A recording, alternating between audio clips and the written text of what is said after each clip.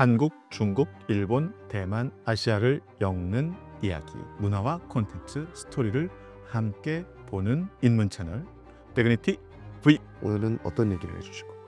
지난번에 춘절 이야기 했잖아요. 맞아요. 그래서 춘절 이야기에서 조금 더 나가서 춘절에 어떤 풍습이 있는지 이런 얘기 좀 했으면 좋겠어요. 우리나라도 설날 되면 굉장히 많은 풍습들이 있죠. 지금은 좀 많이 사라지긴 했는데 그래도 아직도 많이 남아있는 풍습들이 있어요. 일단 세배하는 거 이런 거는 아주 전통적인 풍습이고 이게 왜 사라지지 않는가? 결국 우리가 세뱃돈 때문이 아닌가? 역시 경제적 어떤 공동체로서 뭔가 유지돼야 되기 때문에 사회가 세배라는 풍습은 아주 오래 지속될 것 같아요.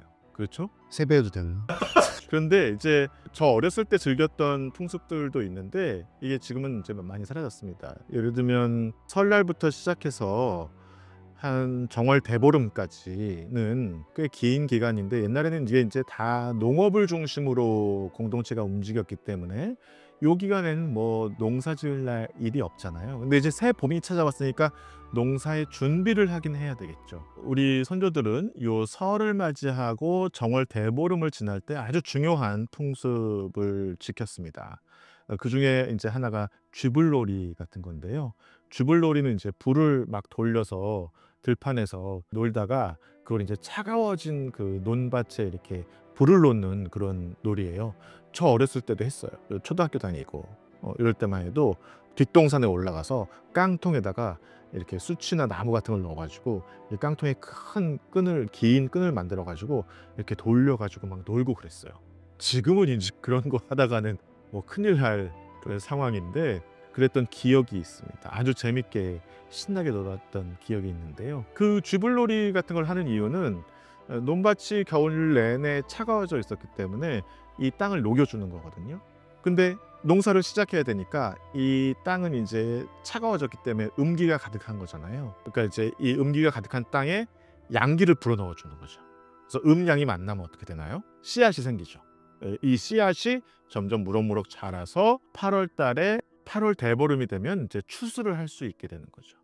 그래서 정월 대보름은 농사를 시작하는 절기고요. 8월 대보름은 농사를 끝내는 절기예요. 그래서 1년 12달 중에 대보름이라고 부르는 달은 2달밖에 없어요. 정월 대보름, 8월 대보름.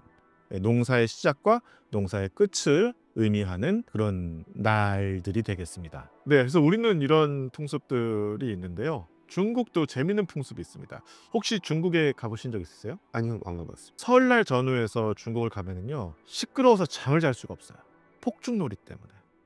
제가 한 5, 6년 전에 요맘때쯤 중국에 한번 갔다가 정말 그 상하이라고 하는 대도시에 갔는데도 불구하고 그 대도시에서도 폭죽이 뻥뻥뻥뻥 터지고요. 꽤 머물렀던 것 같은데 하여튼 1월 내내 거의 폭죽 소리 때문에 밤에도 잠을 잘 수 없을 정도로 시끄러웠던 그런 기억이 있습니다. 물론 지금은 좀 약해졌을 거예요. 워낙 중국 정부에서 폭죽놀이를 금지하고 있거든요. 폭죽놀이를 이렇게 너무 심하게 하다 보니 불도 자꾸 나고요. 그 다음에 이 폭죽이 터지면서 미세먼지를 엄청나게 많이 일으킨다고 해요. 그래서 환경에도 좋지 않고 공해를 불러오고 하기 때문에 폭죽놀이를 금지하는 그런 이제 지방 정부들이 많이 생기고 또 중앙 당국의 입장도 그런 거여서 요즘에는 이제 많이 사라진 것 같습니다. 그런데 몇 년 전만 해도 그렇지 않았다. 그럼 왜 이렇게 폭죽놀이를 할까? 새해가 됐으니까 신나고 좋으니까 폭죽을 터뜨리면서 기분 좋게 노는 것은 그럴 수 있는데 왜 하필 폭죽일까라고 하는 거죠. 이건 이제 옛날 전설로 거슬러 올라가 봐야 되는데요. 자, 우리가 새해라고 할 때 해라는 말을 한자로 얘기하면 뭐라고 하죠? 년. 네, 년이죠. 년. 년이라고 하는 글자는요.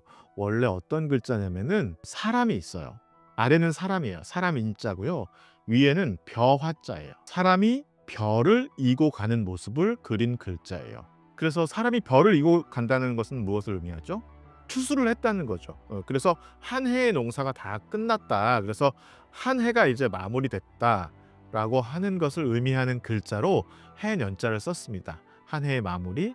예, 그래서 이제 그것이 한 해, 두 해를 나타내는 뜻으로 사용되게 되었는데요. 그런데 중국 전설에 의하면 요 꼭 한 해가 마무리될 때마다 괴물이 나타나요. 근데 어디서 괴물이 나타나냐면 이 괴물은 평상시에는 그냥 바닷속 아니면 강물 속, 물속에 숨어 있다가 요 한 해가 마무리되는 때만 되면 나타나요. 아주 무서운 괴물이. 그래서 요 괴물의 이름이 년이에요. 년이라고 하는 괴물이 나타나요. 괴물이 나타나 가지고 한 해 이제 먹을거리를 장만하는 거예요. 그래서 마을에 쳐들어와 가지고 가축들도 잡아가고 또 심지어 사람들한테도 행패를 부리고 사람도 잡아가기도 하고 뭐 집도 때려 부수고 하는 이런 행패를 저지릅니다. 그러다 보니까 한 해가 지나가면은 사람들이 또 괴물이 나타날 것이다라고 하는 두려움에 떨었다는 것이죠. 그래서 해를 보낸다라고 하는 것은 일종의 두려움과 싸우는, 나의 삶이 이제 과거로 흘러간다라고 하는 두려움, 그리고 새로운 이 두려움을 잘 넘기면 새로운 삶이 찾아온다라고 하는 희망과 기대, 이런 두 가지 양가적인 감정과 정서가 공존하는 이런 시기라고 하는 것이죠. 우리도 그렇잖아요. 뭔가 하나를 매듭짓고 또 하나를 새롭게 시작하려고 하면 시원섭섭하다 그러죠. 아, 그래 끝냈구나 하는 마음도 있지만 또 새로운 것에 대한 불안감도 있잖아요. 예를 들면 뭐 중학생이 졸업하면서 고등학생이 될 때, 고등학교 졸업하고 뭐 대학교 갈 때, 대학교 다니다가 뭐 군대 갈 때, 이런 그 삶의 어떤 변곡점이 찾아올 때마다 이런 양가 감정들을 우리가 갖게 되는데, 많은 사람들이 한 해를 마무리하고 새해를 맞이할 때 이런 감정들에 이제 휩싸이게 된다는 거죠. 그런 감정들이 만들어낸 어떤 괴물연이라고 하는 것에 대한 어떤 상상의 의식이 있었겠죠. 그래서 이 괴물을 쳐부셔야만 새로운 해를 잘 맞이할 수 있는 거예요. 그래서 이 괴물이 바다에서 혹은 강물 밑에서 솟아나오게 되면 이 괴물을 놀래켜 줘야 돼요. 그러기 위해서 아주 우당탕탕 큰 소리를 내 가지고 괴물이 마을 공동체에 더 이상 접근하지 못하도록 하게 하려고 이런 폭죽놀이를 시작했다라고 하는 그런 전설이 있습니다. 그래서 중국에서는 이런 폭죽놀이가 새해가 되면 뭐 의례껏 하는 풍습이었습니다. 요즘에는 이제 좀 우리나라 쥐불놀이가 없어진 것처럼 중국도 이제 폭죽놀이는 없어졌습니다만, 그런 이제 전설이 지금도 내려오고 있습니다. 붉은색 장식도 관계가 있나요? 붉은색은 뭐 워낙 중국이 좋아하는 색깔이라서. 그런데 그 붉은색이라고 하는 것이 이제 양기를 나타내고 새로운 불을 나타내고 뭐 이렇게 될 수 있으니까 역시 관계가 없다고 할 수 없겠죠. 네. 디그니티